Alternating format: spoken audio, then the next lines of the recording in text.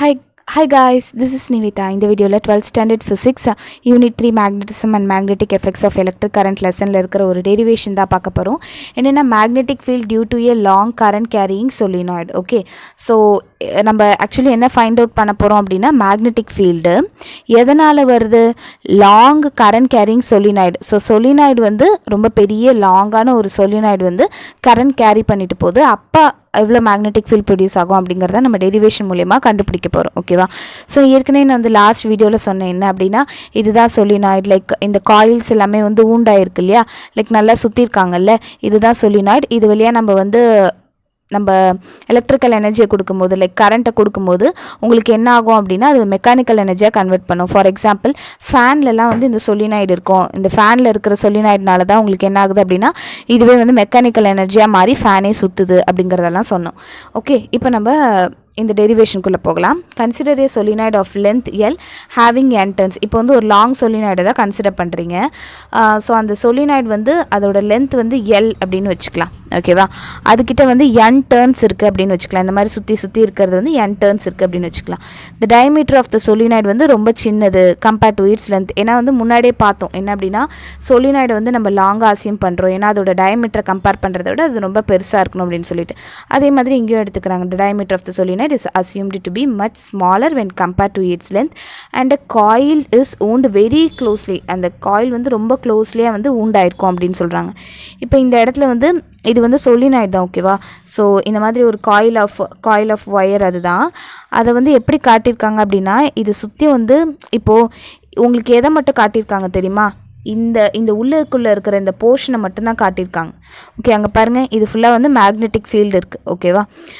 So உங்களுக்கு வந்து cross கொடுத்துருக்காங்க, அதுக்கப்புறமேட்டு டாட் கொடுத்துருக்காங்க.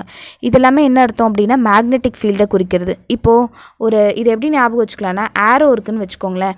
நீங்கள் வந்து உள்ளே அனுப்பும்போது, இன்டூ தி பேப்பருக்கு அனுப்பும்போது உங்களுக்கு பின்னாடி என்ன மட்டும் தெரியும், கிராஸ் மட்டும் தான் தெரியும். ஸோ அதனால் கிராஸ்ன்னு சொல்லும்போது இட் இஸ் இன்டூ தி பேப்பர்னு வரும். அதே வந்து உள்ளுக்குள்ளேருந்து வெளியில் வந்துச்சு அப்படின்னா, அந்த மேக்னெட்டிக் ஃபீல்டு வந்து உங்களுக்கு வெறும் ஒரு பாயிண்ட் தானே தெரியும். அதனால தான் பாயிண்ட்டு. அதனால் இங்கே பாருங்கள், பாயிண்ட் வரும்போது பாயிண்ட்ஸ் அவுட்டு. ஓகேவா? இது வந்து வெளியில் வருதுன்னு அர்த்தம். கிராஸ்ன்னு வரும்போது பாயிண்ட்ஸ் இன் அப்படின்ற மாதிரி வரும். சரியா? ஓகே, நெக்ஸ்ட் என்ன பண்ண போகிறோம் அப்படின்னா, in order to calculate the magnetic field at any point இந்த சொலினாய்டு. இந்த சொலினாய்டுக்குள்ளே ஏதோ ஒரு பாயிண்ட்டில் நான் மேக்னெட்டிக் ஃபீல்டை கண்டுபிடிக்கணும் அப்படின்னா நம்ம வந்து ஆம்பையர் சர்க்யூட்டல் லாவை வந்து யூஸ் பண்ண போகிறோம். ஓகே, ஆம்பையர் சர்க்யூட்டல் லா அப்படிங்கிறது என்னது, closed integral over b vector dot dl vector is equal to mu naught into I அப்படிங்கிறத வந்து ஆம்பியர் சர்க்யூட்டல் லா அப்படின்னு சொல்கிறது. அதை தான் வந்து நம்ம யூஸ் பண்ண போகிறோம் அப்படின்னு சொல்லியிருக்காங்க. ஃபஸ்ட்டு நம்ம அதை எடுத்துக்கிறோம். Closed integral over C B vector dot dl வெக்டார்னு சொல்லும்போது mu naught into I enclosed அப்படின்ற மாதிரி வரும். Equal to mu naught into I என்க்ளோஸ்ட்னா என்னது, டோட்டல் கரண்ட் என்க்ளோஸ்டு பை அந்த ஆம்பையர் லூப்பில் இருக்கிற அந்த டோட்டல் கரண்ட். இங்கே ஆம்பையர் லூப் அப்படின்னு சொல்கிறது இங்கே வந்து ஒரு லூப் மாதிரி வச்சுருக்காங்க. ஓகேவா? ஸோ இது வந்து ஆம்பையரியன் லூப் ஃபார் சொலினாய்டு அப்படின்னு சொல்லுவாங்க.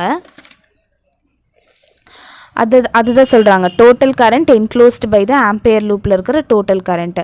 இப்போ நம்ம என்ன பண்ணுறோம் அப்படின்னா, left hand side of the equation உங்களுக்கு எப்படி மாறுது அப்படின்னா, இந்த இடத்துல இருக்கிற closed integral over C B vector dot dl vector equal to இது வந்து க்ளோஸ்ட் இன்டெக்ரல்னு கொடுத்துருக்காங்கல்ல. அப்போ வந்து உங்களுக்கு ஒரு க்ளோஸ்ட் ஏரியா சொல்லணும். அப்போ வந்து a to B, b to c, c to d, d to a அப்படின்ற மாதிரி உங்களோட இன்டெக்ரல் பிரியும். ஓகேவா? ஸோ அப்போ உங்களுக்கு என்ன ஆகும், ஒன் செகண்ட். அப்போ உங்களுக்கு எப்படி வரும் அப்படின்னா, integral over A to B B vector dot dl vector plus integral over B to C B vector dot dl vector plus integral over C to D B vector dot dl vector plus integral over D to A B vector dot dl vector அப்படின்ற மாதிரி பிரியும். Since the elemental length along PC and DA are perpendicular to the magnetic field which is along the axis of the solenoid, the integrals வந்து உங்களுக்கு எப்படி ஆகும் அப்படின்னா, இப்போது இந்த இது பாருங்கள், இங்கே என்ன இருக்குது, இந்த பிசியும் இந்த டிஏவும் வந்து உங்களுக்கு பெர்பெண்டிகுலராக இருக்குது. ஓகேவா? இப்போ மேக்னெட்டிக் ஃபீல்டு வந்து இது வழியாக பாயிண்ட் அவுட் பாயிண்ட் அவுட் ஆகுது, வெளியில் வருது. ஓகேவா, அப்போ அதுக்கு பெர்பெண்டிகுலராக இது வந்து இப்படி இருக்குது. ஓகேவா, ஸோ அது பாயிண்ட் அவுட் ஆகுது, அதுக்கு பெர்பெண்டிகுலராக இது வந்து இப்படி இருக்குது அப்படின்னு சொல்கிறாங்க. The elemental length along PC and DA are perpendicular to the magnetic field which is along the axis of the solenoid.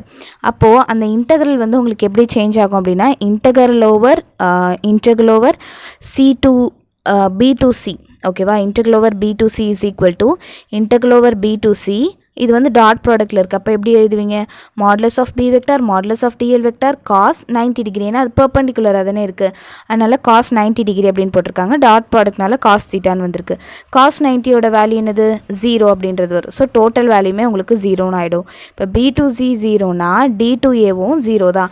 ஏன்னா அது ரெண்டும் தானே பெர்பெண்டிகுலராக இருக்குது. ஓகேவா, அது ரெண்டும் தானே பெர்பெண்டிகுலராக இருக்குது, அதனால் அதோட வேல்யூமே வந்து உங்களுக்கு என்னென்ன ஆகிடும், 0ன்னு ஆகிடும். அதுக்கப்புறம் since the magnetic field outside the solenoid is 0, the integral over c to d b vector dot dl வெக்டரோட வேல்யூ 0ன்னு ஆகிடும். அதாவது உங்களுக்கு வந்து இந்த சொலினாய்டை தாண்டி உங்களுக்கு மேக்னெட்டிக் ஃபீல்டு இல்லைல்ல, அப்போ அந்த இடத்துல இருக்கக்கூடிய அந்த ஒரு இது வந்து அந்த ஒரு எலமெண்ட்டும் வந்து 0 தான். ஓகேவா, ஏன்னா அங்கே மேக்னெட்டிக் ஃபீல்டே இல்லைல்ல, அதனால் since the magnetic field outside the solenoid is 0, the integral over C to D b vector dot dl வெக்டரோட வேல்யூ 0ன்னு ஆகிடும். அப்போது நம்ம வந்து எதுக்கு மட்டும் கண்டுபிடிச்சா போதும், ஏபிக்கு மட்டும் கண்டுபிடிச்சா போதும். ஏன்னா நமக்கு இது இல்லைன்னு சொல்லிட்டாங்க, இது ரெண்டும் 0 சொல்லிட்டாங்க. அப்போ நம்ம வெறும் ஏபிக்கு மட்டும் கண்டுபிடிச்சா போதும். அப்போ நமக்கு என்ன ஆகும், for the path along AB the integral over A to B vector dot dl vector அப்படின்னு வரும். ஸோ இது டாட் ப்ராடக்ட்டை பண்ணிங்கன்னா பி டிஎல் காஸ் 0 டிகிரி அப்படின்னு வரும். ஏன்னா உங்களுக்கு வந்து மேக்னெட்டிக் ஃபீல்டு எப்படி இருக்குது, இந்த மாதிரி இருக்குது இல்லையா. ஸோ அந்த மேக்னெட்டிக் ஃபீல்டுக்கு பேரலாக தான் இது இருக்குது. ஸோ அதனால் அதோட தீட்டாவோட வேல்யூ 0. முன்னாடி பார்த்தப்ப இப்படி மேக்னெட்டிக் ஃபீல்டு இருந்தது, அதுக்கு பெர்பெண்டிகுலராக இருக்குது இல்லை. முன்னாடி பார்த்தப்ப மேக்னெட்டிக் ஃபீல்டு இப்படி இருந்தது, அதுக்கு பெர்பெண்டிகுலராக இந்த ரெண்டு எலமெண்ட்டும் இருந்தது, அதனால தான் நம்ம வந்து 0ன்னு சொன்னோம். இப்போ மேக்னெட்டிக் ஃபீல்டுக்கு இது வந்து பேரலாக இருக்குது அப்படின்ன மாதிரி எடுத்துகிட்டு, அப்போ integral over A to b vector dot dl vector is equal to அதான் integral over A to b dl cos 0 டிகிரின்னு வரும். காஸ் 0 டிகிரியோட வேல்யூ என்னது 1. அப்போ வெறும் உங்களுக்கு B into integral over a to b dl அப்படின்றது மட்டும் வந்திருக்கும். where the length of the loop ab. Okay okay, next என்ன பண்ணுறோம் அப்படின்னு பார்த்தீங்கன்னா, இந்த இடத்துல இந்த ஃபிகர் இஸ் ஹைட் ஹெச், அதாவது இதோட லென்த் ஆஃப் த லூப்னு பார்க்கும்போது உங்களுக்கு ஹெச்ன்னு வருது. இந்த ஏ டு பியோட இது வந்து நமக்கு ஹைட்டுன்னு வருது, அதை தான் சொல்கிறாங்க. Okay, the length of the loop AB வந்து ஹெச்ன்னு சொல்கிறாங்க. But the choice of the length of the loop AB is arbitrary. நம்ம ஏபி அப்படிங்கிற லூப்போட லென்த் வந்து நம்ம எப்படி வேணால் எடுத்துக்கலாம், ஆர்பிட்ரி. Okay, we can take very large loop such that it is equal to the length of the solenoid. இப்போது நீங்கள் வந்து ஒரு வேளை எப்படி கூட எடுத்துக்கலாம் அப்படின்னா, இப்போ நம்ம குட்டியை இப்படி ஹெச் வரைக்கும் தான் எடுக்கணும் அப்படிங்கிறது அவசியம் இல்லை. நம்ம சொலினாய்டோட லென்த் வந்து எல்லுன்னு எடுத்திருக்கோம்ல, அந்த அளவுக்கு நீங்கள் ஒரு பெரிய லூப்பை கூட கன்சிடர் பண்ணலாம் அப்படின்னு சொல்கிறாங்க. ஓகேவா, we can எதாவது சொல்லியிருக்காங்க பாருங்கள், we can take very large loop such that it is equal to the length of the solenoid கூட இருக்கலாம். therefore அப்போ அந்த இன்டெக்ரல் வந்து உங்களுக்கு எப்படி சேஞ்ச் ஆகும் அப்படின்னா, அந்த இன்டெக்ரல் ஓவர் டிஎல் அப்படின்னு சொல்லும்போது நீங்கள் ஹெச் அப்படிங்கிறத சப்ஸ்டிடியூட் பண்ணாமல் A to B vector dot dl vector அப்படிங்கிறது பிஎல் கேபிட்டல் எல் அப்படின்றது வரும். ஏன்னா இந்த லென்த்தை வந்து நீங்கள் என்னென்னு சொல்கிறீங்க, கேபிட்டல் எல் அப்படின்றத சொல்கிறீங்க. ஓகே, ஏன்னா நம்ம அவ்வளோ அளவு கூட எடுத்துக்கலாம் தானே சொல்கிறாங்க, அதனால் இதோட வேல்யூ ஈக்குவல் டு பிஎல் அப்படின்றது வரும். Let N I be the current passing to the solenoid of n turns. இப்போ solenoidல வந்து n turns இருக்குது. ஓகேவா, ஸோ அதில் எவ்வளோ கரண்ட் பாஸ் ஆகும் அப்படின்னா n இன்ட்டு ஐ கரண்ட். ஏன்னா ஒரு டேர்னில் வந்து உங்களுக்கு ஐ கரண்ட் பாஸ் ஆகும், அப்போ n டேர்ன்ஸில் உங்களுக்கு என்ஐ கரண்ட் வந்து பாஸ் ஆகும். சரியா, ஸோ அப்போ நீங்கள் என்ன சொல்லலாம் அப்படின்னா, நம்ம ஏற்கனவே என்ன கண்டுபிடிச்சி வச்சுருக்கோம், இதுக்கு பதிலாக integral over A to B vector dot டிஎலுக்கு பதிலாக பிஎல்னு கண்டுபிடிச்சி வச்சுருக்கோம், ஈக்குவல் டு பிஎல். ஓகேவா, which is equal to mu naught என்ஐன்னு வரும். ஏன் அப்படின்னா, இப்போது நீங்கள் இந்த இடத்துல வந்து லெஃப்ட் ஹேண்ட் சைடு இருக்குல்ல, இந்த லெஃப்ட் ஹேண்ட் சைடில் close integral over b vector dot dl வெக்டருக்கு பதிலாக தான் நீங்கள் வந்து integral over A to B vector dot dl வெக்டார்னு கண்டுபிடிச்சிங்க, விச் இஸ் ஈக்குவல் டு பிஎல்னு வந்துடுச்சு. ஓகேவா, அதுக்கப்புறம் இந்த values equal to mu naught into I enclosed தானே. அப்போ மியூ நாட் இன்ட்டு ஐ என்க்ளோஸ்டோட வேல்யூ என்னது, எவ்வளோ கரண்ட் இருக்கும், என் இன்ட்டு ஐ கரண்ட் இருக்கும்னு இப்போ தானே பார்த்தோம், n டர்ன்ஸ் இருந்ததுனால n இன்டூ ஐ கரண்ட் இருக்கும்னு பார்த்தோம்ல. அப்போ BL is equal to mu naught NI அப்படின்றது வரும். இப்போ எனக்கு மேக்னெட்டிக் ஃபீல்ட் தான் கண்டுபிடிக்கணும்னால நான் கீழே எல்லை கொண்டு வந்துடுறேன். அப்போ B is equal to mu naught NI by L அப்படின்றது வரும். Okay, the number of turns per unit length is given by n by l is equal to small n. இப்போ number of turns என்னது, இப்போ total number of turns divided by அந்த ஒரு length, ஓகேவா, அது அந்த சொலினாய்டோட லென்த்துன்னு சொன்னாங்க, அதை வந்து டோட்டலாக ஸ்மால் என் அப்படின்னு எடுத்துக்கிறாங்க.